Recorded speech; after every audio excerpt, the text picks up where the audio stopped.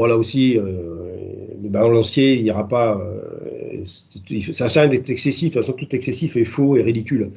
Euh, on est passé de zéro mondialisation il y a quelques générations avant vous et avant moi. Et puis là, aujourd'hui, on est dans une espèce d'interdépendance générale où tout est imbriqué, tout est dans tout.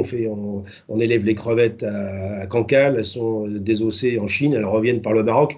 Enfin, je pense que là, il y a une nécessité je pense, de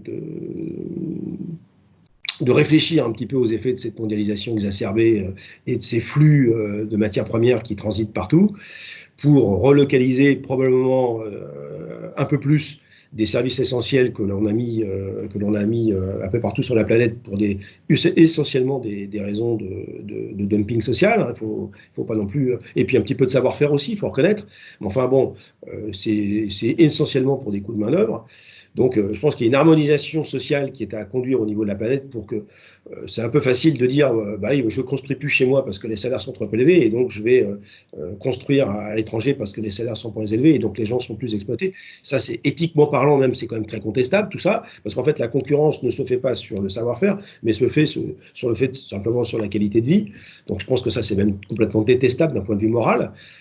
Donc, je pense que la crise du Covid a montré que finalement, de dépendre entièrement des autres pour les calories alimentaires, pour les masques chirurgicaux, etc., c'était quand même un petit peu dangereux et qu'on va peut-être assister, peut-être, mais c'est même pas sûr, à une relocalisation d'un certain nombre de productions de biens essentiels. Et ben, c'est une bonne chose pour l'emploi, c'est une bonne chose pour tout le monde en fait.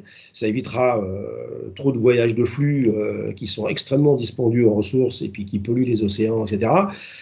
Donc, moi, je suis pour une mondialisation intelligente, c'est-à-dire, bien sûr qu'il faut que les États puissent commercer entre eux, mais cette notion de frontières géographiques, etc., que l'on connaît depuis des décennies maintenant, par rapport à ce qui est en train d'arriver avec les changements climatiques, je pense qu'il faut qu'on considère qu'on a une seule planète et que tous les habitants de cette planète ont intérêt à préserver les communs, c'est-à-dire à préserver ce qui est commun à tous les pays, à tous les peuples. Et le climat, c'est commun à tous les peuples, la qualité de l'eau, la qualité de l'air, etc. Et que finalement, on arrive à se fédérer pour préserver la seule planète qu'on a, et c'est pas de mal avec qu'on en aura une autre. C'est pas parce qu'on a envoyé 2 Gugus dans l'espace à 150 km au-dessus de nos têtes qu'on va cannibaliser demain matin une exoplanète et qu'on va développer, on aller chercher des ressources minières sur une planète éloignée. J'y crois pas une minute, c'est pas ça qui va se passer. On en a qu'une encore pendant des millions d'années.